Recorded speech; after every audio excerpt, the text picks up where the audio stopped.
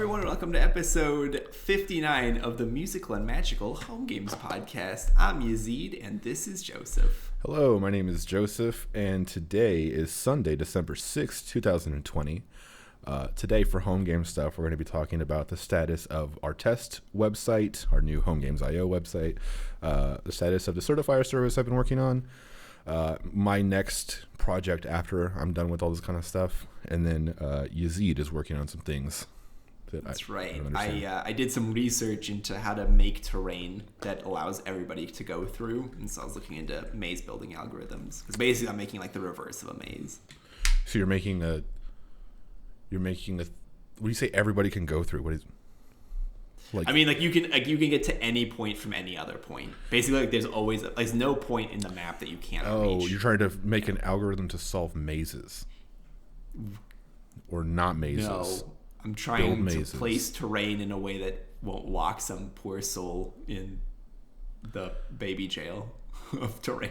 So you're algorithms. I guess what is algorithms? I'm trying to algorithmically put terrain. I'm basically trying to generate terrain in a way that allows you to get from any point to any other point via some connecting route. From point A to point B, the terrain is placed in such a way such that point A to point B is uninterrupted by one contiguous line. That's right. Yeah. Well, maybe not a line, but yes, one contiguous path is how I describe it. Yeah. Algorithms. But we'll get to that later, man. How's it going? What's happening? Oh, not much is happening. This week was pretty rough in terms of work, so I kind of just zoned out and played a lot of Gears, trying to get my costume for the season. You know, trying to max out my daily challenges and being taken advantage of by this system that's trying to get me to buy loot boxes. But I've been playing that. Started watching this show on Netflix that has become one of my favorite shows in recent memory, called Blown Away. It's about glass blowers, and it's this competition of glass blowers, and the whole thing is basically there's a very general theme that they'll have each week. Make a cup, like a drinking glass in a decanter, or make something that balances two conflicting ideas, or it's very general ideas like that. And then all these people who are very, very talented at glass blowing just make glass structures. And I've been super into that. We've been watching like 3 episodes a night. We're almost done with it. It's a very cool show. Listen, I have a couple of questions, and I'm trying to think of like what order works best for this. So, first question: would you ever want to do glass blowing after watching that show? I kind of regret not having visited a particular glass blowing studio in Seattle when we lived there. I walked by it, I don't know how many times, and I always looked from the outside at some of the stuff that they had inside, like on the show things in the window. And was super impressed just at the sculptures themselves, but didn't have really the appreciation because I didn't know how that stuff is made. I understand glass blowing. You blow when you do things with hot stuff that molds. But yeah, I think I would learn how to do it just to say I know how to do it on some level.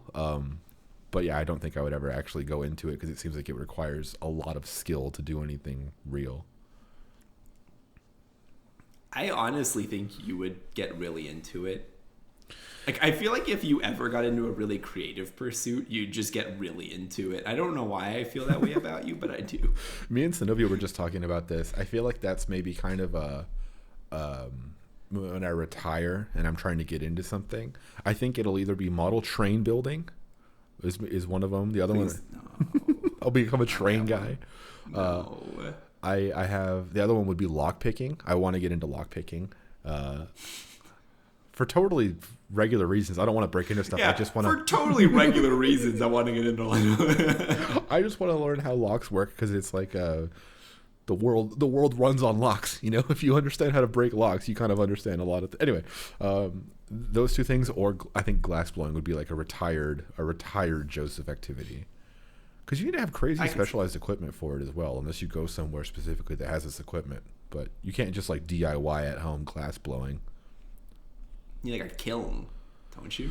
I don't know what they call them. They call them glory holes. it's these things where you shove like this giant metal rod with the hot glass at the end, and you get it super hot and you mold it. But they call them glory holes. They don't even reference that that's a thing where you put your dick. Like that's like a word for something else. You know what I mean?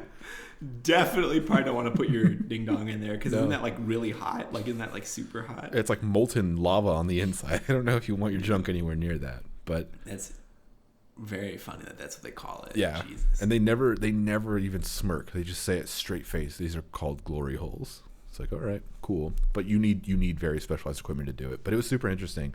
They make really impressive stuff. Things that you admire. Like I said, you admire the kind of craft to it when you realize how each piece of that is made and the kind of things they need to do for it, and all these different techniques that they use and swirls and twists and stuff. The people are all artsy. And there's one particular lady who constantly just shits on everybody else. She's like, yeah, their work's a little pedestrian. Yeah, I was kind of thinking they would be doing a little whatever. She's constantly talking shit on other people, and she's never won a single round. But I don't know. It's just fun to watch. It's been my thing this week. Nice. Is there something that they've made that you were like, I need to own this?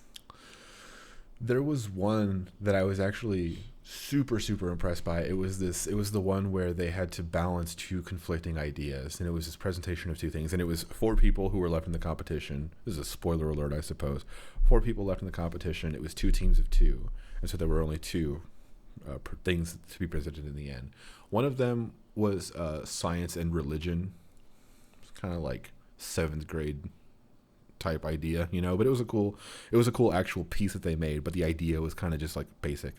The other one was they had this ball, like this very heavy gray like weight ball, like a thing you'd used to work out with the handle on it and stuff, and they did some technique to make it look rough on the outside and to have this gray exterior to make it look realistic. It actually looked like a thing, and they had this balancing on this suspended metal pole, like going horizontally, so it was hanging on one side, and then on the other side was all of these clear bubbles, a ton of them all molded together. So like they took individual bubbles of glass and then stuck them all together while they were still hot and put them in this giant cloud-like thing of bubbles, and they put that on the other side with the exact right weight to balance out the other thing, so it was actually weighed the same to actually be, you know, like an equilibrium on this thing.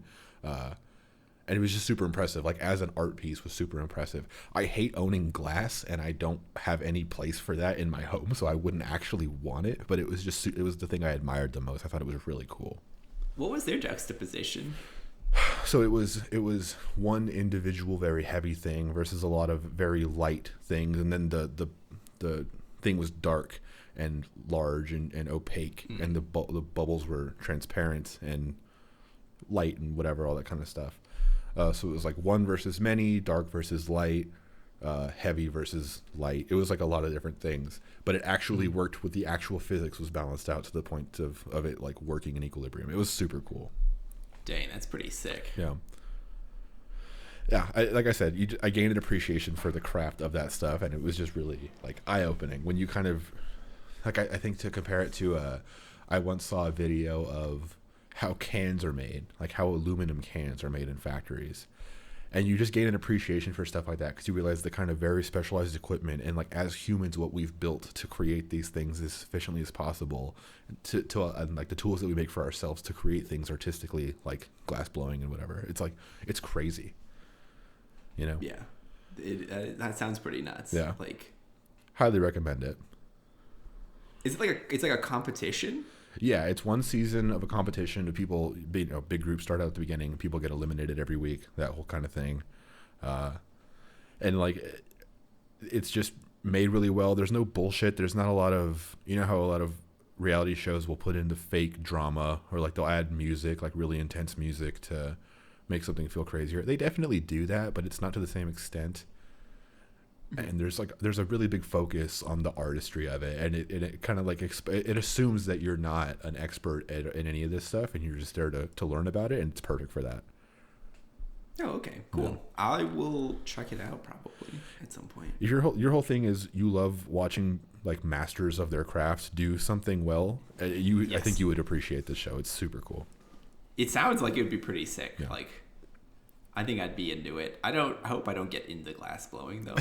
With my history of like accidentally You'd be dead hurting in a myself week, with yeah. hot stuff. Yeah, no, like I'd blow the bubble too big and it would like pop or something. Yeah. Like, Or like fall into the glory hole by mistake. oh no, yeah, like I'd put my hand against it like to steady myself, and it's just like burned all my fingerprints off or something. Yeah. It's a sad way to Never go get out. back into the country if I left. You know? But yeah, that was my main thing. And then we got a Christmas tree. We've been decorating for Christmas and stuff like that. So it's been pretty fun. Besides that, not much going on this week. Okay, so I have a question on decorating because I got made fun of yesterday. Okay. About this. You put a star on the top. You put the little shiny boa constrictor thingies around it. You put the little popcorn on a string around it, and then you put the little orbs on it, right? And that's like it. I don't do the Yes? popcorn. The snakes are called garland, and the bulbs are ornaments. But yes, Hey, yes, Okay. this is correct. You are right. all right. Do you get like decoration envy because you don't celebrate Christmas? Do you see people doing this every year and be like, I want to put shit on my house? No. All right, I know. cool. It seems like a lot of work for like not that much gain. Also, like owning all of that stuff is like antithesis to your like, my lifestyle. core philosophy. So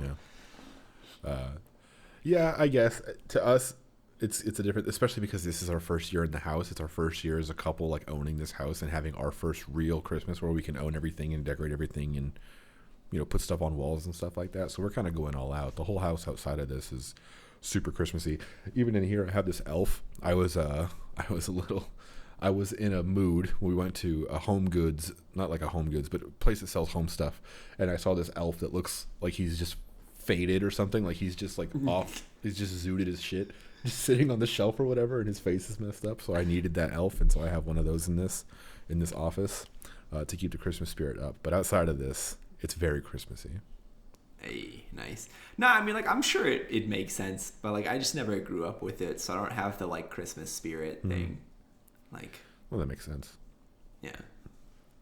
I don't know. Like to me, Christmas just seems okay. Cool.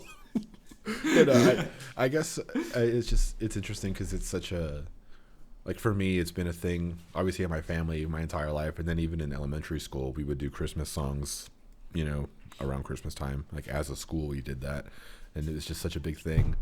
So for someone who doesn't celebrate Christmas, it must just be weird. It's kind of like the cultural experiences thing, the big shared experiences thing. Like you just don't do that, Yeah, I don't know what it is. Like, that is one of those like culture experiences that I'm missing. The other thing too, though, is like I know a little bit about Christmas because like every TV, like every cartoon when I was growing up, and like most movies that like there's movies around Christmas and like cartoons and stuff around Christmas. Yeah. It's like I feel like I know Christmas, but whenever I talk to somebody about Christmas, I realize like I don't know anything about Christmas. What do you think? I'm like, Santa comes down the chimney, drops presents off. He's got reindeer. One's named Rudolph. Yeah. Someone else is named Blitzen. Yeah. There was a storm once.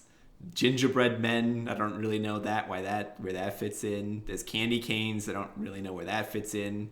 They're just things. It's kind of like how for Thanksgiving some people do yams and some people don't. It's like some people have candy canes and some people don't. It's just like a thing that people do for Christmas, Oh, okay. Yeah. And also, like, all of the Christmas stuff seems so happy. Like, I've never seen a Christmas movie where it's just a complete disaster, and at the end of the movie, it's still a disaster. Like, You ever seen Christmas Vacation? nope. You should watch. It's a National Lampoon's Christmas Vacation. It's like it's probably in the top 2 classic Christmas movies ever. It's very much like a nothing here is going right type story. It's a classic movie.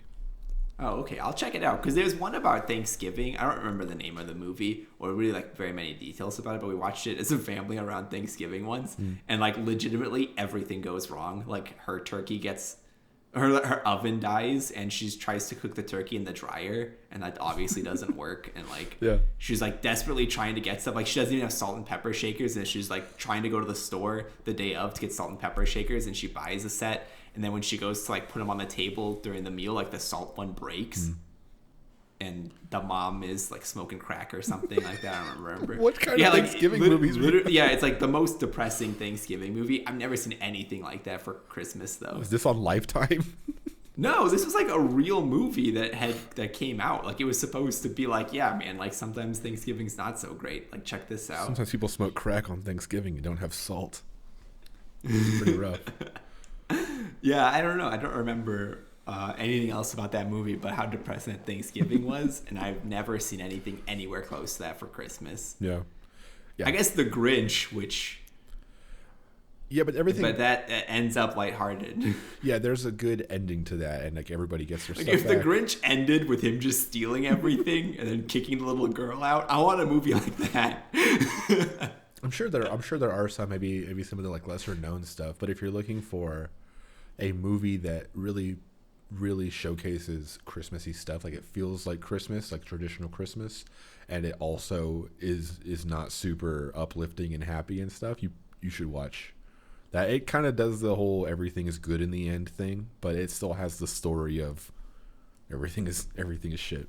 So highly recommend it. Yeah, I'll check it out. I mean, I know like I don't know, maybe it was Family Guy or something like that, but like, you know, they have to like go buy presents the day before Christmas, and it's like a brawl in the mall and stuff like that. Yeah, I know like those kinds of things, but yeah, I don't think that'll happen this year. The brawl in the mall, I don't think that's been happening for the past few years anyway. It's all online, but yeah, I mean, I think online kind of sorted that out. Yeah, it's just bots buying PS5s. That's the new brawl in the mall.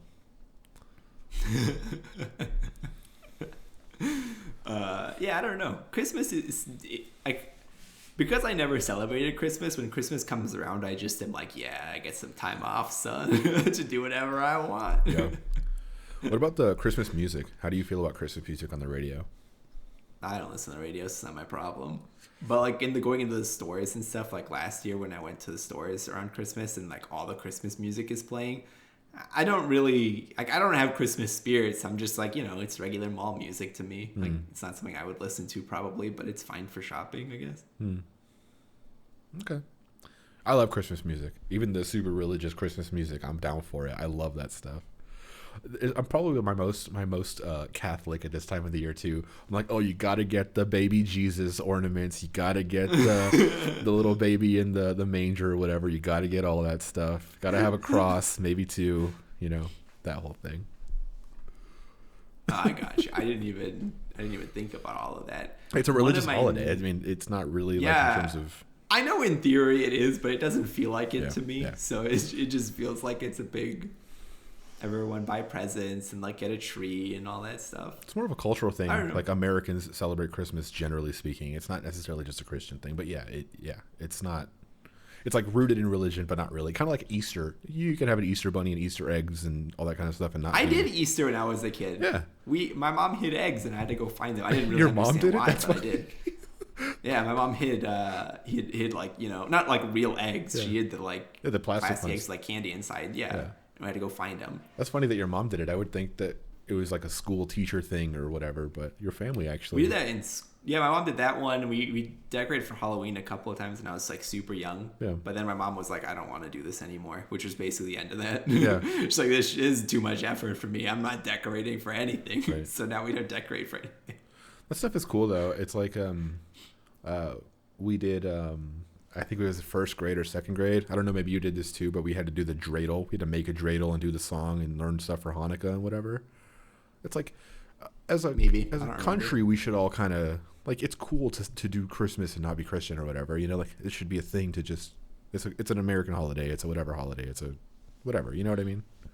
I think Christmas is one of those things you gotta have, like, people who are also celebrating Christmas, which for me has never been the case. So yeah, that's true. It'd have to be like weird for me to like get into, like, if I got into Christmas then try to get like my family into Christmas, I'd be like, it's like you're trying to convert them. Yeah, I'd be like, like everyone would be like, I don't know about that. Also, like, my grandmother would be like, get the fuck out. I don't know about putting a tree that was once alive in my house and letting it slowly lose its leaves into my home. Yeah. That's the other thing. We have to water the shit out of this tree because we got a real tree this year. Because that's just like our thing. If we have one very specific request for Christmas, is that we both want real trees always. But in Seattle, it was so what's the word I'm looking for? Humid, I guess. That you never really had to water the tree and not have to worry about it. But here, this thing will burn down this house if we don't water it like every single day with as much water as we possibly can. So it's kind of a high risk scenario, but definitely worth it. Yeah, I was thinking, well, with your dog in the house now too, like, does your dog ever try to go after the tree? No, she's not normally in that part of the house. So we only bring her in when it's super cold, and typically she just walks around for a little bit and then goes to bed. So luckily she doesn't care so much about the tree. Yeah, I'm trying to imagine, like, if I try to put a Christmas tree up, my dog would be like, something shiny, and I put my mouth on it, and then suddenly I just hear, like, a crash as the tree fell over. I'm like, oh, no. No, she doesn't do anything like that. But this morning, she got stuck underneath a patio chair and out in the yard. And instead of trying to, like, reason her way out of it and being like, I just need to get my leg up, she just decided to sprint as fast as she could, and she brought the chair along with her. So she dragged a patio chair, like, 6 to 8 feet across the yard. So she's a different. Did she get out? Yeah, she's fine. She's fine. She's a different kind of dog, you know. She doesn't have much of a brain. That's very funny.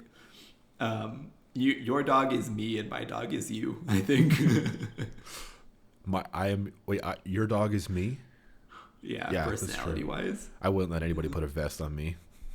I'd rather die before someone puts a vest on me. Who the fuck are you? You wouldn't want somebody to enforce something like that on you. Yeah, just like your dog just has like the giant "Don't tread on me" flag. It's just yeah, like a little bit. I mean, not to that extent because she kind of lets me do whatever. Yeah. But like, I took her to the vet and we were supposed to take her temperature before she got her booster shot, and she wouldn't let me take her temperature. She lets me touch her ears normally, but something about having the little like thermometer and trying to put it in her ears, she kept fighting it. And finally, the vet assistant dude, or the vet maybe, he was just like, okay, you're gonna have to hold her in like a chokehold, basically. Not a chokehold. You like put your arm over her neck, and you put your other arm over her midsection so she can't wiggle away. And then he took it for me, and I was like, okay. Like, that's her style, where she's like totally fine with something, and the moment any little thing changes, she's like, I don't care what you want from me, I'm not doing it. I will punch you in the throat to leave this place. Yeah. I mean, she won't. Yeah, she she won't bite me or anything like that, but she definitely will like wrestle and try to like wiggle her way out. Yeah. And whine, which she normally doesn't do. On my side of things, I've just been watching the rock climbing anime, and just. Is it still engaging? Is it still teaching you things? No, I mean, at this point, I think that the people who made the anime just gave up pretending like they knew about rock climbing, and they just do it. They literally are like, they do the thing that anime does that really bothers me, where they're like, I have no idea how to provide character or background unless we do it the exact same way all the other animes have done it. So they've just been running tournament arc after tournament arc, and I'm just like, what is a tournament arc? Yeah, I'm like, rock climbing isn't all tournaments. I really would like them to talk about, like, you know. Oh, you mean they're like, the characters are just doing tournaments? Yeah, like, just for 6 months, apparently, in their world, they've just been running tournaments. Got it. So, I don't know where they live that there's a tournament that regularly, but I guess there is in this one. So I thought you were using tournament arc as like a general anime term of character development or something. It's like, I have not heard of that does before. happen. Like, I think if you... I don't really know that much about anime, but I know like the tournament arc is kind of like a trope or a meme in anime, where during the arc, like they'll have like a tournament, and during the tournament they'll like take an episode to be like, look at this person, this is why they fight or whatever, and like then that's like the only time they ever develop characters, because outside of that they have no idea how to do it. So I think that's kind of like what they ran into, because they have no idea what they're doing anymore, it feels like. Yeah. I really only watch that show because I like rock climbing. Why do you think they made it? If they don't know about rock climbing in specific, why do you think they made an anime about rock climbing? I think that they probably do, or I think at least like one of the writers, the director, or somebody was into rock climbing and was like, we could make an anime about this. But then they never like got into rock climbing enough to be able to like explain it properly. Yeah, to like really talk about it for 30 minutes an episode for like 13 episodes. That's like what, 300 minutes or something like that. Like, oh yeah, you're right. 260. Yeah, something like that. Yeah, something like that. Yeah, like they probably just don't know enough about rock climbing to fill 360 minutes about it. What's math? 13 It's times 30 is 390. 390. I thought you said 20. Anyway, doesn't matter. Math. I said about 300, so I'm close. Sure. Hours. It's hours of content. Yeah, it's like they probably don't know enough about like hours of content, and I think a lot of anime writers just aren't good enough to write that many hours of content. Period. Yeah. So, Speaking of content and writing stuff, did you ever finish how'd your novel go? I got sick, and Right. that's just kind of where I left it off. Did you have like a significant portion done? Were you on track, or like how did that? I was behind by I think like 2,000 or 3,000 words for what should have been pace, but I was pretty dang close. I was pretty far in. Were you kind of free? So like I think it's actually super fun, the idea of writing a novel, because I just think it'd be fun to basically freestyle one and then go back and clean it up. Is that how you were approaching it, of like freestyling and kind of writing as you went, or did you have kind of a plan? I mean, I had like a plot and like things that I wanted to hit, right? Like I had like the characters built out, and I knew like when I wanted to hit their character development moments, basically. And so then like the rest of it was like the actual writing part of it was just like taking each of those and like describing them well and then connecting them all together. So it's more like connect the dots for me. Like I knew where the dots were, and I just had to get from point A to point B. Yeah. I guess I'm just curious. Again, I'm not at all trying to talk shit about you. I'm trying to figure out from where you are getting the like, that's bad character development. Like what in you is driving the like, this is good, this is bad, I know what it should be thing. You know what I mean? Oh, I mean just consuming a lot of media. Consuming media, having like tried to write a couple of times, it's hard to explain sometimes, but it's like when you were talking about the Rent-A-Girlfriend show, where you're like, yeah, this is like he didn't go anywhere. Right. That's what a lot of anime is, where the characters are just like static and they don't really go anywhere. Right. And they add depth by just giving them a sad backstory a lot of time, and that's like as far as they go. And it's like that's not. A lot of times it's like that's not good character development. That's not even anything. It's just like you give them a sad story and now they're like a regular-ish person. Do you feel like flashbacks are like a crutch in story development like that? No, I think it's fine to use flashbacks or flashbacks are fine. It's just in anime when they do a flashback, it's always like, and then my parents were brutally murdered, and that's why I took up martial arts. And it's like it's a little odd, but okay. Yeah. Like it's like they read Batman and they were like, this is the character arc for every one of our characters. And then they never went to read like, you know, Flash's backstory or Superman's backstory. They're like, nah, it's Batman. Yeah. That's the only one we care about. That's what it feels like anyway from the ones I've seen. Yeah. Not to dunk on anime, because I obviously can't write one, but a lot of it seems it seems not to be written in like it seems to be written a lot of times in like, we're just going to sell this. Like people are going to watch it because it's like turn your brain off and watch this and enjoy it. And it's not like think about it and enjoy it. Yeah. You know what I mean? Yeah. I guess when you said you couldn't write an anime, I was about to say you probably could, because Rent-A-Girlfriend was it was written by someone who could have been, like that could have been their first story. Like, I'm not trying to talk shit about Rent-A-Girlfriend, but the foreshadowing was so obvious. It was like 5 shadowing up in there. Like, it was just so clear and like obviously what was going to happen. And they would like make some reference to this thing. It's like, oh, well, maybe this isn't as it seems. It's like, no fucking shit, you know? Like, I'll find out in 3 episodes, and sure enough, you do. Like, I'm pretty sure you could have written that, Yazeed. Thanks, bud. Listen, I actually have seen some anime where I was like, I could write this over again and make it better. Yeah. Like some of the anime is just like, Jesus, this is not great. Like, but it's always, I've noticed this about anime. It's people who watch anime don't recognize that fact. It feels like they're all like, this is the best writing ever. And it's like, this is fine, I guess. Like if this is like high schooler's first story, but like if I'm gonna have like a paid novel, if I'm gonna pay like $60 for a book, I want it to be better than this. $60 for a book? I can't think. That's how much books cost. No, it's for a novel. I've never spent $60 on a book, and I've bought books. It's like $20 for a book, like $24.90. Maybe. Okay. Yeah. Okay. Yeah. I'm the book expert. Maybe. You're the book expert. I actually don't remember how much any of my books have cost me. $60 is crazy. That's a banana. What could it cost? $10 type moment for you. Well, I know. Obama's autobiography is like $50. It's like 900 pages and it's hardcover. You know. Yeah, I want to get that book for my grandmother for her birthday. That's for sure. Yeah. But I'm gonna get it for an audio form because her eyesight's not super great. Yeah.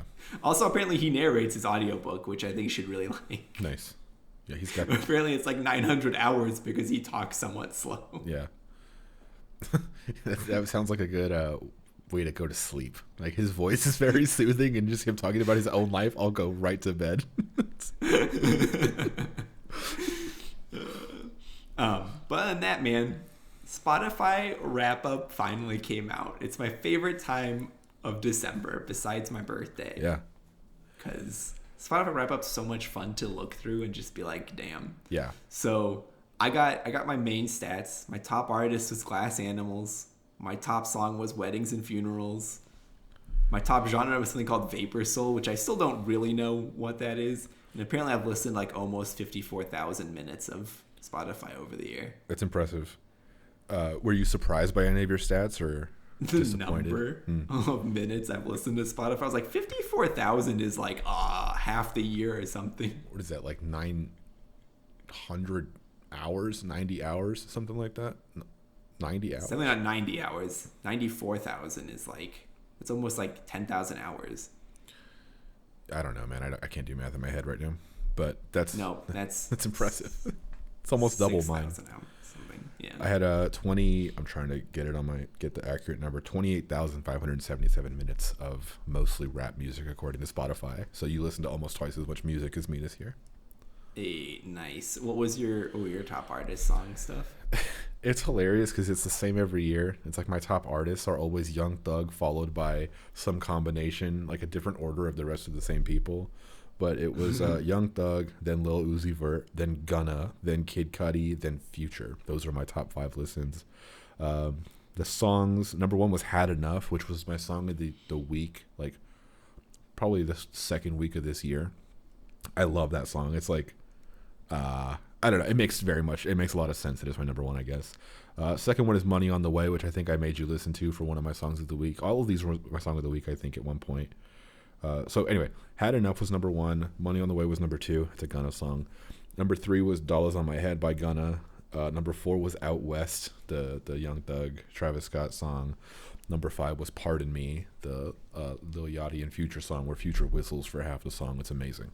So super accurate. Like I basically expected that. Was super not surprised. Nice.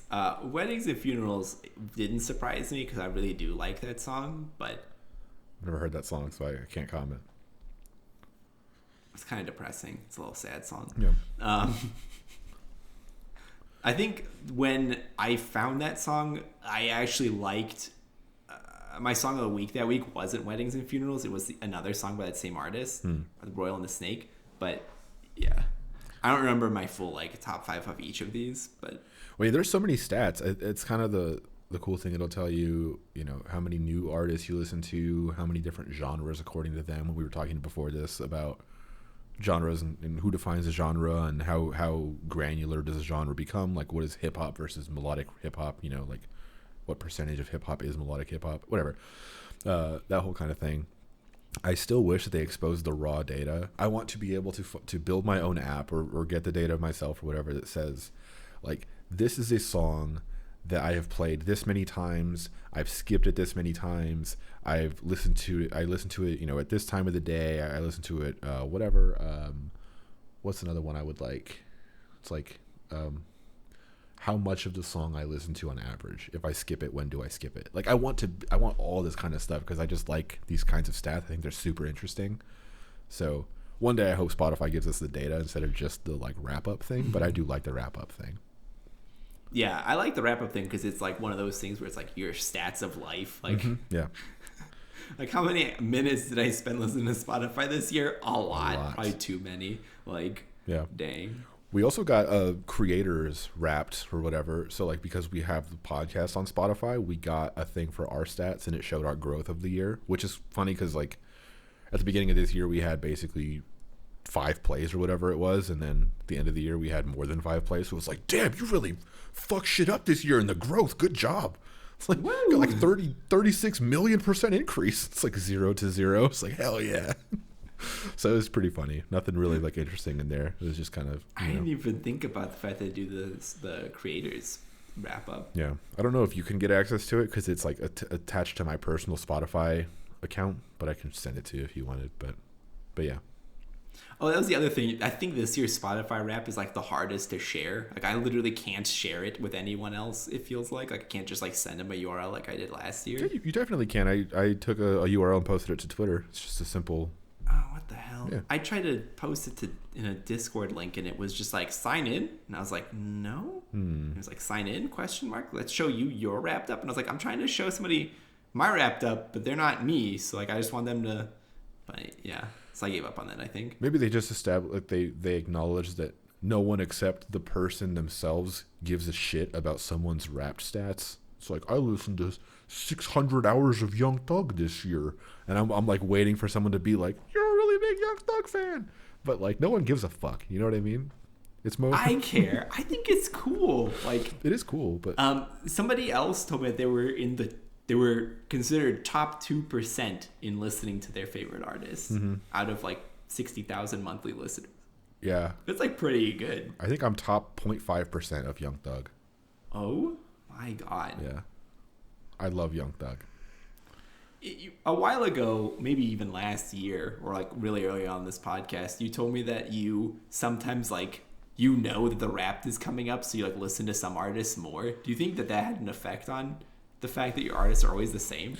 No, because so like yeah, I've referenced before how the stat tracking is kind of the way that I consume that data is kind of detrimental to my actual experience outside of it, because I tend to change my behavior to make that data go a different way. But I think I've stopped doing that probably because, well, for a lot of reasons, but I've just stopped doing that. It wasn't really helping me out. So I think these stats are representative of like my actual listening behavior. I just think that for this year, I didn't listen to much music as much as I would have otherwise, because I just was home a lot and I wasn't driving. And typically I listen to music when I'm driving. And in the home like environment, I wasn't just with headphones on listening to music most of the time. I was kind of just in a different headspace and different stuff. So I wasn't listening to Spotify. And then the stuff I did listen to would be like workout playlists and stuff like that, which are typically higher like BPM, higher energy music. So a lot of that would be Young Thug, Future, Lil Uzi Vert type stuff, and a lot that's why that was my list. Kid Cudi's always in the top 5, even though he hasn't put out a new album in years, like 3 years, because I just constantly listen to his stuff. So yeah, I think it made a lot of sense. It's just I didn't listen to as much music this year. Oh, okay, I got you. Yeah, I was just curious because I do know that you used to do that. Yeah. Well, my thing was, and this is a limitation of just like, this is not Spotify's fault. They can't really do anything to fix this. But in my head, Kid Cudi is my favorite person ever, and I want the data that is collected about me to represent what I believe to be true. I want it to like confirm my hypothesis. If you look at this as like a scientific thing, like I have a feeling that Kid Cudi is my top of all time because he's my favorite person. I want my stats to reflect that, so I can say that like with confidence, like a data-backed claim about myself. But most of my time spent listening to Kid Cudi was in high school, like crying in my room by myself. You know what I mean? So like that stuff was just not on Spotify. That was before Spotify was really a thing, the way that it is today or whatever. And it was just on an MP3 player or a CD player or whatever it was. So I felt this weird urge to like try to counteract that by listening to Kid Cudi on Spotify a lot more than I normally would have, just to get my stats up. Then I realized that was really fucking stupid, so I stopped. But that was what I was trying to do for a while.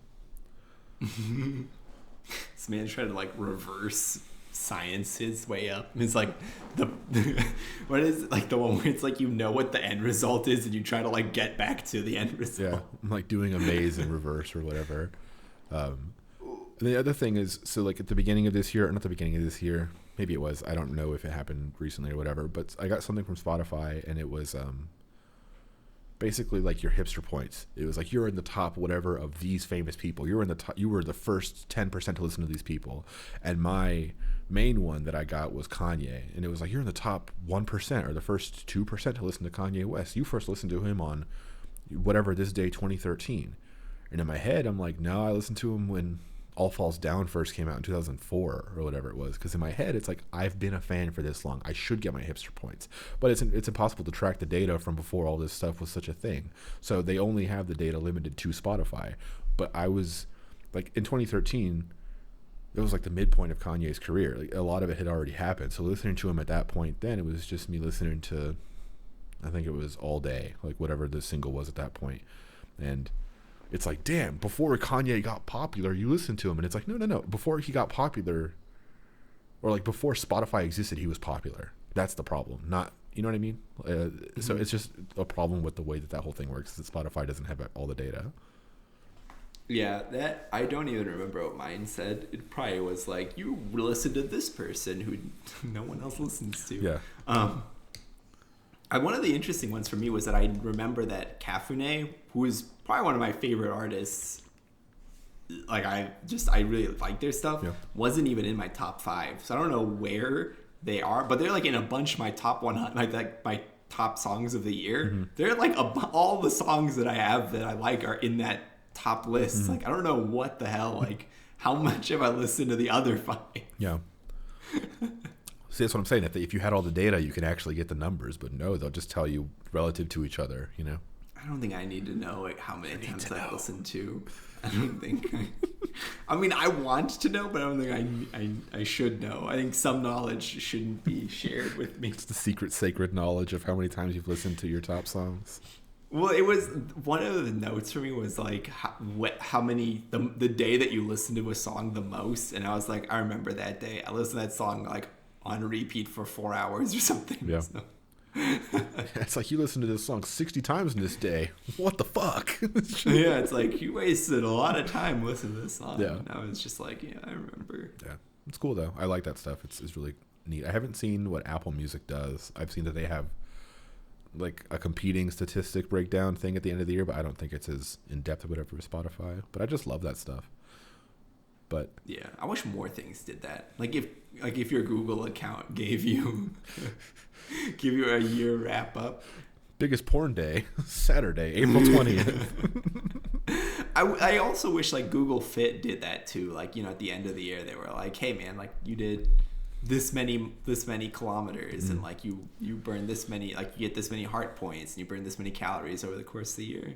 I think that, and like you could, like I wonder if you could see like before I got dog and then after I got dog, or if it would be like I wasn't like that far behind or what. Couldn't you just go back and get that data though? You wouldn't need a wrap up or whatever. Yeah, but I would need to go like month by month and track through it all. Like I just want them to give me a nice data analyzed package with pictures and graphics and stuff like Spotify does. It's the opposite of Spotify. They have the data, not the wrap up.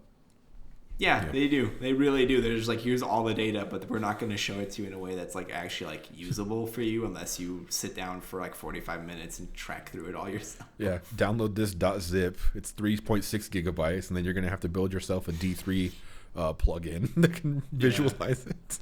Yeah, you think your Google is only 3 gigs? I think mine was like 12 when I downloaded it. I have it set to like not preserve anything, so I don't track my own search history or like anything like that. I'm sure they still do, dang. But yeah, mine was almost entirely location data, which kind of blew me away, but also made me go like, if anyone really needed to know where I was at any given point in time, they definitely could just with this data alone. Yeah, Mr. Google himself can find you whenever. Yeah. How come we don't know the CEO of Google like we do Elon Musk and Jeffy B? Because the CEO of Google has like a hard to pronounce name to me. It's like Satya. Oh no, that's the Microsoft guy. Google guy is something else. Whatever. It used to be like Larry Page, and then now it's some other dude. Who fucking cares, you know? I guess, but it's like it's kind of weird to me that everyone's like Elon Musk and Jeffy B. Well, Jeffy. Elon Musk needs a better name. All I'm going to say is I wish he had a nickname like Jeffy B. I can't call him Elon M. It doesn't really work. Elon Musk is constantly in the news because he's constantly talking on Twitter and being like a total weirdo and making himself be in the news. Jeffy B is the richest man in the world, so he's always the target of like, is capitalism failing type shit. So he's all over the place there. So their names stay in people's heads, but CEO of Alphabet or Google or whatever, like who cares? Yeah, that is big true. Yeah. But speaking of mazes, are you ready to move on to song of the week, home games? Yeah, home game stuff. I feel like this episode's very long, but we're. I expect we're 2 hours in. Yeah, well, that's counting the pre-recording thing. Yeah, but yeah. Anyway, home game stuff. Home game stuff. Did you want to go first? Sure. Yeah. So last week when we talked about it, I was telling you that where I'm at right now is I need to come up with a way of placing terrain in my color tag game, right? Because I don't want it to just be a blank field. I want it to have like terrain associated with it. Mm-hmm. So I was looking at how people, like what other algorithms that people use to generate mazes, because basically what I want to do is like the opposite of that, right? Where like a maze, there's like a path to get from one location to the other location and a bunch of like dead end paths. I want there to be a few dead end paths and a bunch of ways to get from point A to point B. Mm-hmm. So I kind of like the reverse of a maze. Mm-hmm. And I was looking into like what they use for algorithms, and there's like I think it was 3 if I remember right. And last week I said I would want a breadth first search, and I actually want a depth first. Breadth. Depth first search. I want a DFS. Yeah. Yes, I want that one. Do you want to explain the difference between those two for people who maybe don't know? Okay, so assume you have a tree, right? Tree. Like a binary search tree, for example, right? And your start node is A, then left of that is B, right of that is C, and then from B, you have left is D, and right of that is E, and on C, you got G and H, right? Breadth first would mean that when you start at A, and then you go B, C, and then you do the bottom row. So like basically like breadth first is you'll search the breadth of each row one layer at a time.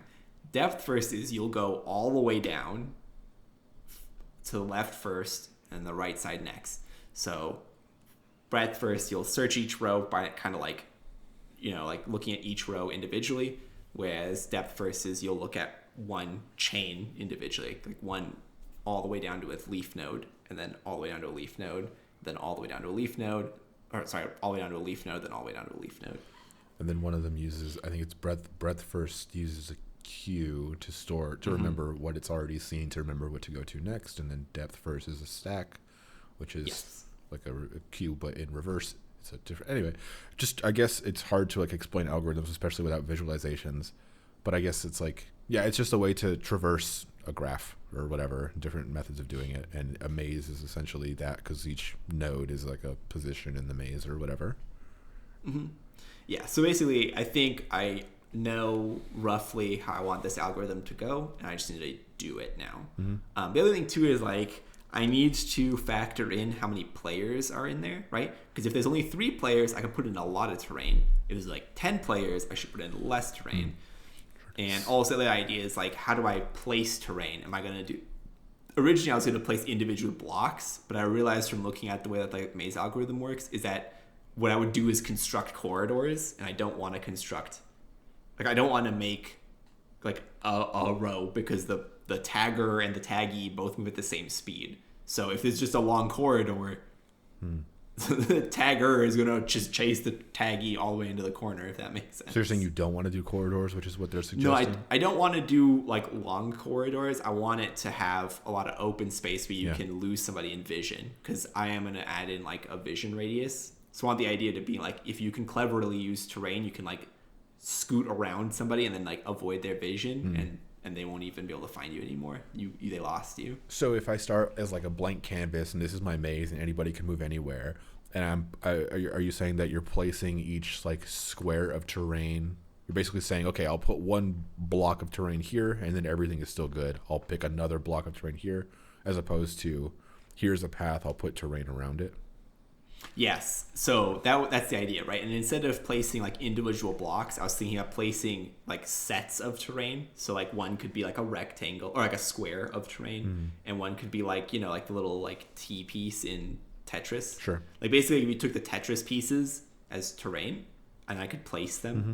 And then that way I'd have like pre-built terrain. Got it. Instead of one and square. So I don't need to place one. And also like the nice thing about Tetris pieces is that they don't fit well together. They do. That's the whole time. point. Okay. Well, I mean, yes, but that's through like player manipulation. Yeah. Like Tetris pieces like aren't designed to like fit well together 100% of the time. Right. So if terrain touches up against other terrain, there's a good chance that I'm not going to like leave somebody out. Like basically, like, I'm not going to like it's not going to make just like one big block. Mm-hmm. Like, it's going to make like a weird shape. Mm-hmm. Does that make sense? I think so. Because with the idea of like vision, having terrain that you can hide behind will be important. Mm-hmm. And I don't really want a maze in that regard. So I think I still need to use a depth first search as I'm building it, just to make sure you can still get to every point. But yeah, that's my idea. And is that is efficiency going to be a thing? Like if I have a placement and every placement I do, I have to run the test basically that A to B is still possible. Is that going to be like an expensive thing that you're doing, like place, run algorithm, and that takes like a minute or whatever? Yeah, so that's kind of like what I was running into mentally as well. Because I do think that it is going to be time expensive to make it. Mm-hmm. But the other thing too is I think that I can get around it now with the modals where there's a button that says like start. And so like basically like you have your lobby of people, you say start and it places those people. But you can hide that and say like, hey, we're loading still. Like we're still building the maps. Like you got to wait a little bit. And then I can change it once the loading is done. So I can just like flag it or whatever. Yeah. So using those two things in conjunction, it'll probably like resolve that problem. Yeah. That's a good point too in general, just about general loading stuff. Like even if we were to be able to make this super efficient and it executes in 10 milliseconds and it's no problem at all, we have a general thing of like, what's the best way that we can expose to a developer, hold on, the game is doing something and it takes time before the next thing. Like, do we need to abstract that away in some general level, or is it kind of a case-by-case thing? I don't really know, but it's a good thing to think about. The other thing, too, is, like, with tag, because it's...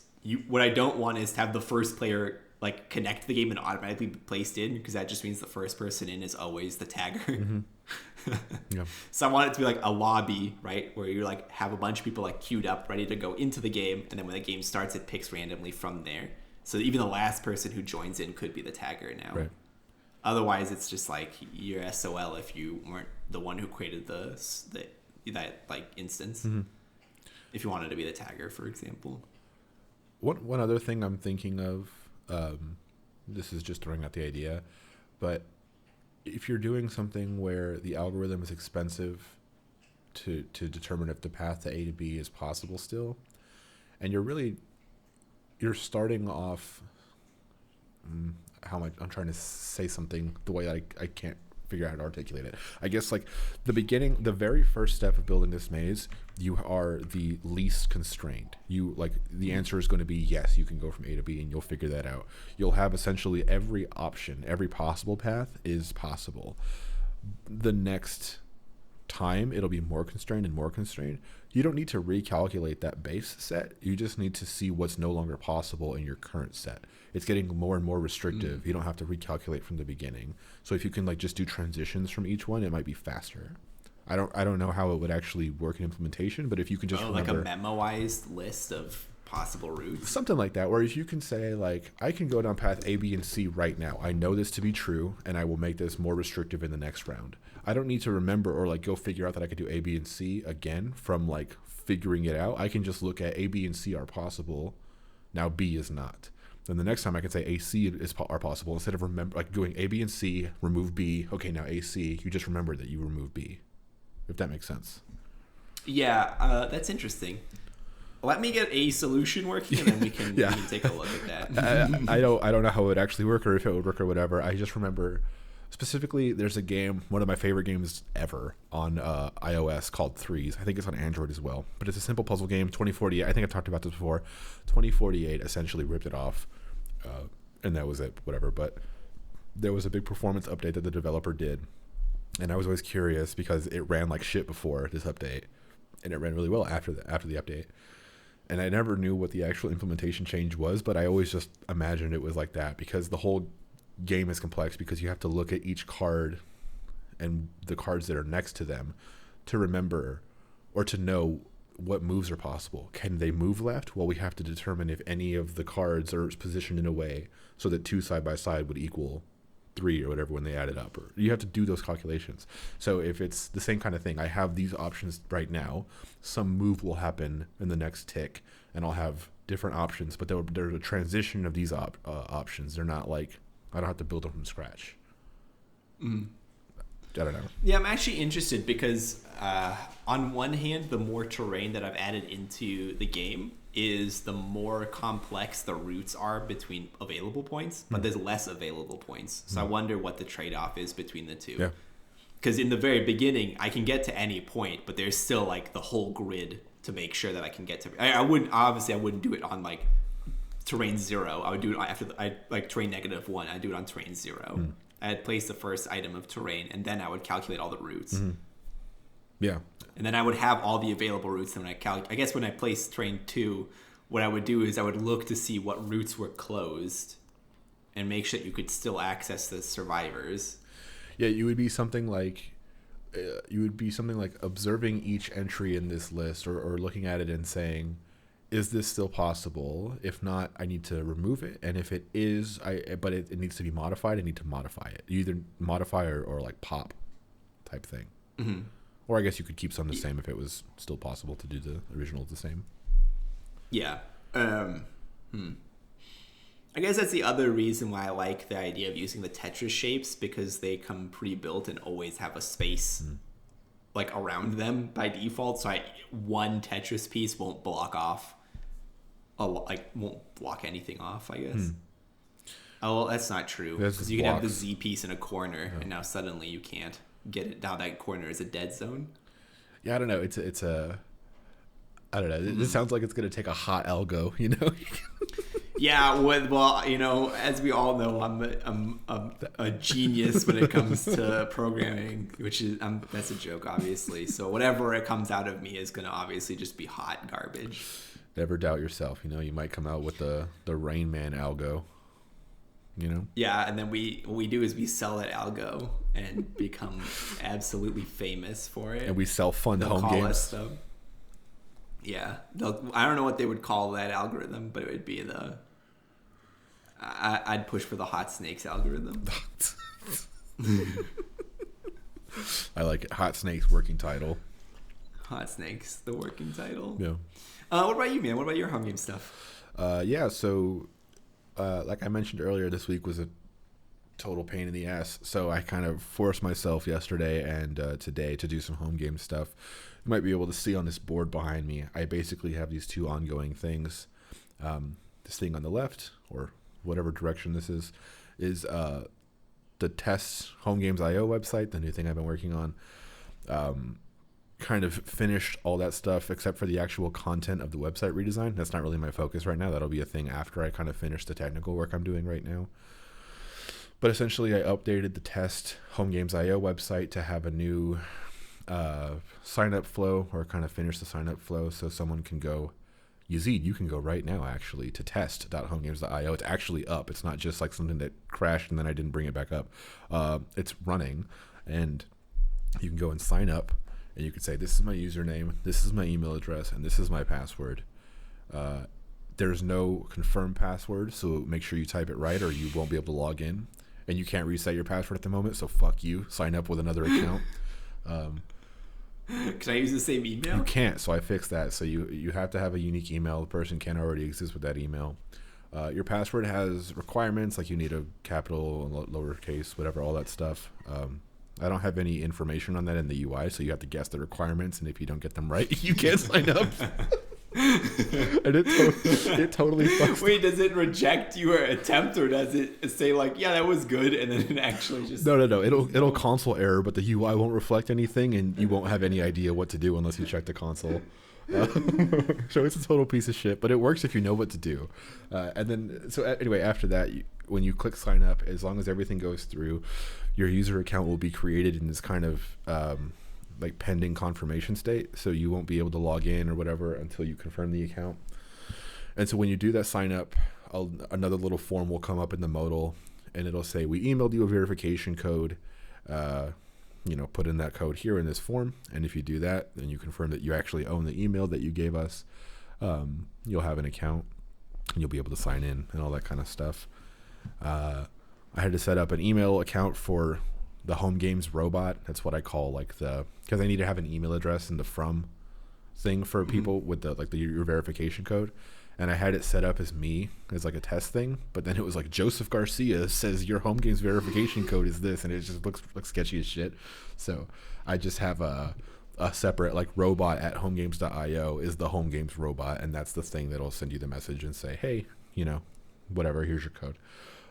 There's an expiration time on it. I think it's 24 hours, but so at the moment, like I said, the little form just comes up in the sign up modal. And you need to put the confirmation code in it. But if you exit out that modal or refresh the page, there's no way to get back to it. So you're totally fucked, and you can't sign up. So I need to make a separate homegames.io/verify URL where I can send in the email instead of the code. It'll be a link.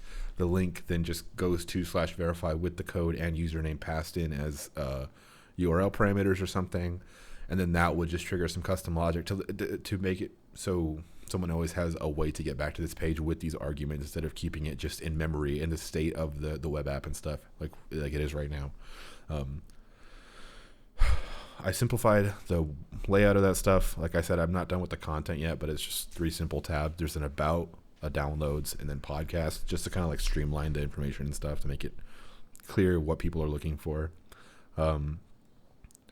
That's pretty much it for the website stuff. I mean, like I said, it's up and running, and you can do the verify stuff. It obviously needs cleanup and work and stuff like that before it's finalized, but it does what I need it to do, which is allow me to sign up different users with different email addresses and have it be verified and stuff like that.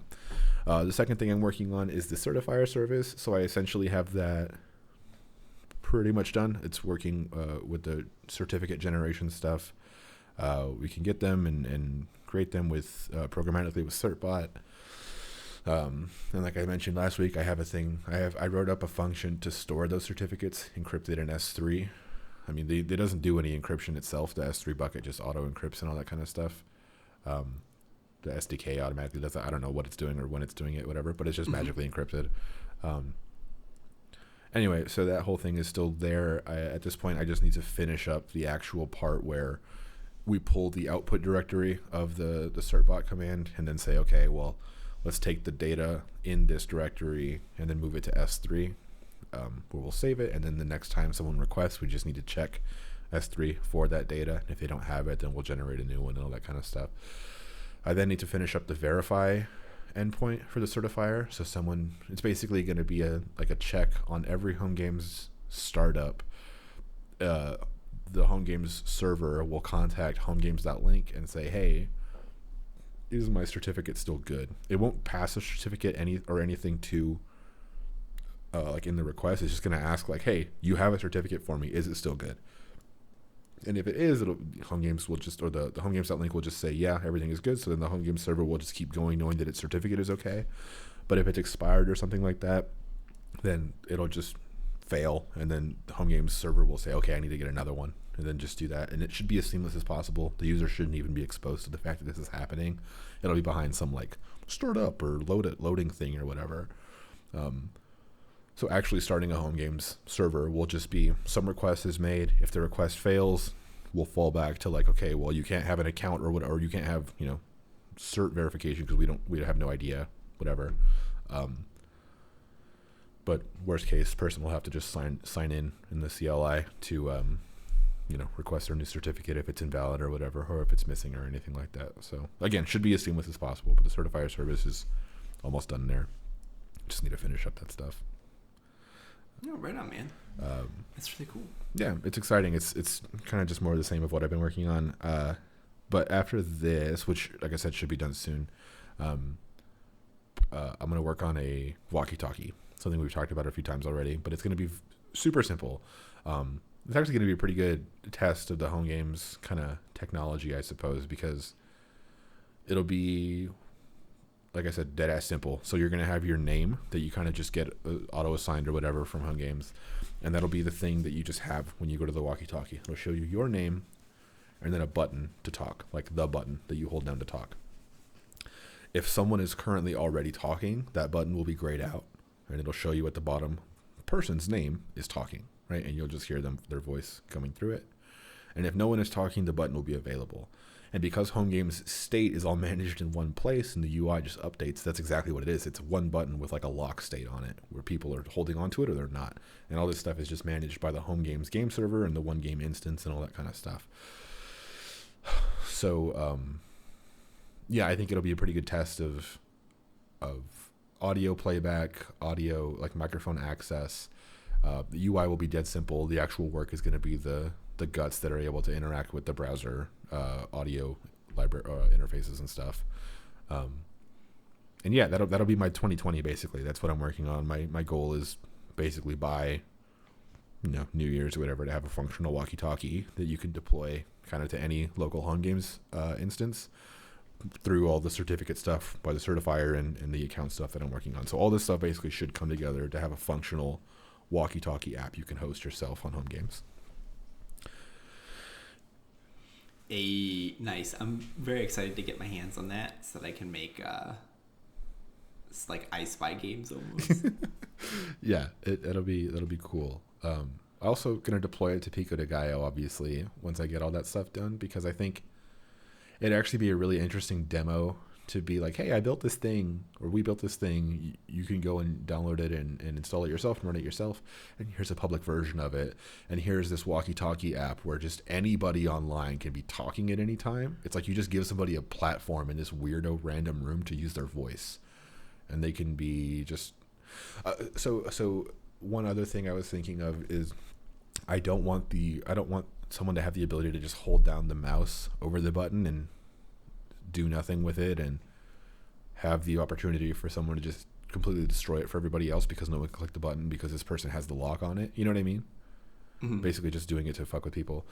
I don't want anybody to be able to do that. So I want to have some sort of timer or some sort of way to determine if someone is like abusing the system of like, you've been talking for 2 minutes and no audio has been registered or whatever type of thing. Yeah. So ways to make sure people don't do that. But just having a publicly available version of like, click this to talk to whoever's on the other side. It's kind of wild, We should do that. That'd be pretty nuts, honestly. Yeah. Like ham radio, but through the internet. Yeah, I think it's actually a really cool thing. I mean, we'll see what it's like at the end of this month. But if it works the way it does in my head, like it'll actually be a really cool thing to show people. That's pretty cool. Yeah.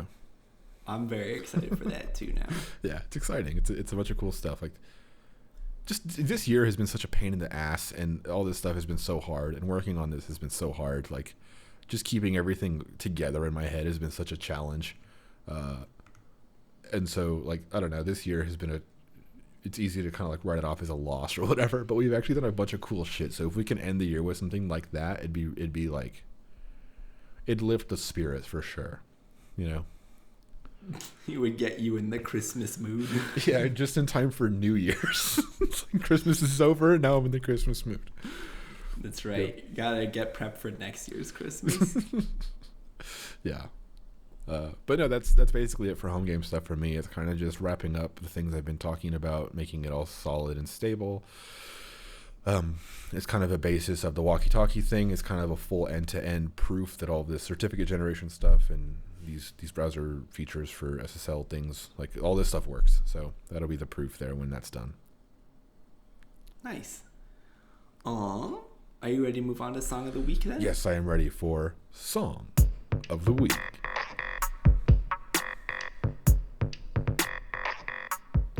All right. Am I first or you first? You just did a lot of talking, so I'll let you take a break. Made me feel like an asshole. I did a lot of talking. No, you did because you did a lot of cool stuff. I think that's a good thing. So this Song of the Week is Blame. Wait, no, sorry. Do I talk about your Song of the Week or my Song of the Week? Oh, that's a good question. Why am I confused by that? I don't know. Well, you talk about... So the way I approach it is I talk about your Song of the Week first, and then when you talk about my Song of the Week, I preface your thing with like why I made it my song of the week. Okay. So your song of the week this week was "Melting" by Kid Cudi. That's true. Did you want me to talk about that? I kind of liked it. Fuck yeah, you did. Liked it. I thought you would when I was picking it for my thing. I think that I forget sometimes that I like Kid Cudi. Fuck yeah, you do. But I never add him to my playlist. Like, I don't have any songs by Kid Cudi on my playlist, but like when you showed me Surfin', I think it's Surfin', it's something else too. Like almost all the songs you've recommended to me by Kid Cudi, I've been like, this is like right up my alley when it comes to music that I like. And I remembered a couple months back you had mentioned that there was a Kid Cudi like rock album that you liked, and I thought it was Speedin Bullet to Heaven, but it was Wizard, which is a separate thing. Yeah, Wizard. Yeah. Yes. But yeah, Melting is from I did like Wizard. Speedin Bullet. Yeah, Melting is that song I think is maybe the most like approachable song from Speedin Bullet to Heaven. It was the 5-year anniversary of this album this past week, so I went back and listened to it. Speedin Bullet to Heaven is like the album that people say is where Kid Cudi basically lost his mind and was like the deepest pit of his worst quality music. And I have been a defender from the very beginning of this album. To me, it's like a representation of like the absolute pits of mental despair, like to a very real extent of like someone really going through some crazy shit. So Melting is a very like approachable version of that stuff. The rest of the album is pretty harsh and stuff, and Melting is kind of like a chill sadness, I suppose, which I think is very much Yazeed's vibe. So I was hoping you would like it, and I'm glad you did. It makes it sound like I am just chill sadness. Yeah, I mean, it's not wrong. Man, chill sadness. That's kind of what you go for. It is what I go for. Yeah. Yeah, no, man, I liked it. It fit my vibe. Like it vibes. Would you add it to the playlist? I did not add it to the playlist. I'm going to though. When he says no doubt about it, I'm crumbling, the way that he just like sounds so defeated. Man, that whole song just seems like he is lost a lot. That song and that album in general are just like, if you're in the right headspace for it, it hits like in a completely different way than other music does in that moment. Like it's just so special the way that it feels, I guess. You gotta listen to some more sad music, man. Oh, I've listened to plenty of sad. It's just that album is so raw. Like the instrument, like he plays the instruments and doesn't do a lot of like mixing on them. It sounds really rough. Like he plays the instruments himself, and he does the recording, I think, on a cassette, so it sounds like very analog. Or not on a cassette. He does some analog recording. I don't know what it is. He records on a cassette. This man's a different kind of person. He like basically shut himself in a room and made all of these sounds and all of these songs himself for the most part and put it together, and it's so crazy that I'm like happy he's better these days, because obviously he is, but like Jesus, someone needs to be like in a really dark place to make this music. You should listen to Speedin Bullet to Heaven. You might hate it. You might hate it. I don't know. There's a song on there called The Return of Chip Douglas, which is the worst song he's ever made. It is dog shit. It is terrible, but I still listen to it. Fam, you got some Stockholm syndrome or something with Young Thug. Or not Young Thug, Kid Cudi, sorry. With everybody I like, really. I'll just be like, I gotta give it a chance, man. It's the 600th listen. I'm sure I'll feel it this time. Yeah. But yeah, Did you ever like Chip Douglas? No, it's a awful song and always has been. It's a demo technically, so I guess he kind of gets a free. It's not really on the album. It's a demo, but it's terrible. So yeah. Your song of the week. Why did you make it your song of the week? That is the quintessential Vapor Twitch song, and when I listened to it, I was like, I kind of like this too, because Vapor Twitch is my favorite genres, and I was like, this is good too. I like it. Yeah. So I listened to it, and it was like, when it started, I was thinking, oh god damn it, here's another one of these. Like it's like some man high pitched singing, and it sounds vaguely emotional. Like, I don't know, that also describes me. Yes. Vaguely emotional. And so, yeah, it was kind of just going, and then it started doing like the big, like whooshing, bassy hits of stuff, and like got louder and progressively more, I guess. Mm-hmm. It was cool. I didn't love it. I wouldn't add it to the playlist. It was like it was an experience, and it's done, and it is done. You know. Yeah, I get that. Yeah. I understand. This week, basically, I just listened to my year wrap up playlist. So it was all songs that I had listened to previously. Yeah. This is literally the only new song that I had. So it's just anything. It was whatever. This one. Yeah, well, I wasn't gonna be like, now listen to 9.5 minutes of this other song, or like, all right, and now again back to Glass Animals. 'Cause I think I made you listen to like 2 or 3 from them. Yeah, that's fine though. I mean, and I don't think you'd like Weddings and Funerals, so I'll still listen. I feel like I should listen to it because it was your number 1 of the year or whatever. You should add your number 1 of the year to this playlist, and I'll listen to your number 1 for next week too. You've listened to it before. I made it my song of the week at the beginning of the year. It's the Get On Down If You're Bad Enough. You don't remember that song? I don't remember. And listen, you told me that it was the beginning of the year. That was like 12 months ago. I don't remember like 2 months ago. It's like the most slapping slapper I've heard in a really long time. It is such a good song. The way that it's put together. You definitely have to add it to this so that I remember to re-listen to it, apparently. I'm still recording the screen, but I'll put it in the notes after. Okay. Yeah, man. I don't really have anything else. Nor do I. This was a fun episode to record, though. I felt it. I felt the energy in this one. This one definitely was that you and me we just took off on the train tracks, and wherever they went, we went to. I feel like those were the best. I feel like whenever we try to stick to anything or whenever we try to have any rules, we fuck them up. So we should just. Yeah. I like just getting into it and just being like, this is where we want to be. Like, we want to talk about these things and how we get there. Then we got to figure that part out. Yeah. If you're listening to this and you think it sucks, tell us. We have no fucking idea what people like. We just do this every week. We have a Twitter. For the love of God, tweet at us. Pretty lonely out here. I keep getting notifications on the Home Games IO Twitter, and it's like news. LeBron James signs a new contract. I don't give a shit. Like, I hit the button on it that says I don't want to see this. I want that at Home Games IO. Why is Joseph such an asshole? I'm waiting for those. You know, hit us up. I can't wait until, like, if we ever have like a big fan base and then they have like secret, or they think they have like insight into our relationship, and they're like, do you think that Yazeed was being mean to Joseph here? Yeah. Like, yeah, Yazeed's kind of an asshole to Joseph sometimes. We put a fake black eye on you for the next episode, and we have this weird energy, so it's like, did Joseph beat the shit out of Yazeed this week? I still think one of the best things ever would have been if we were really popular when Alex was on like a couple episodes and then he was just not on any episode afterwards, and we never explained it on that episode. We explained the episode afterwards. Yeah. They definitely would have been like, they got into a fight or something and Alex is no longer like persona non grata. Yeah. Or we just act like he never existed. We delete the episodes where he was in it, and then it becomes like a YouTube investigative video where it's like, what happened to episode 46 of the Home Games podcast? I'd love like the internet historian does a piece on us. Yeah. That'd be pretty sick. Or I'm waiting for the gamer or the gamer from Mars. I want that guy to do a video. I'm deep into YouTube, man. This dude, anyway, he does videos on like what happened to popular YouTuber type stuff. I want to be on that. The Home Games beef of 2020.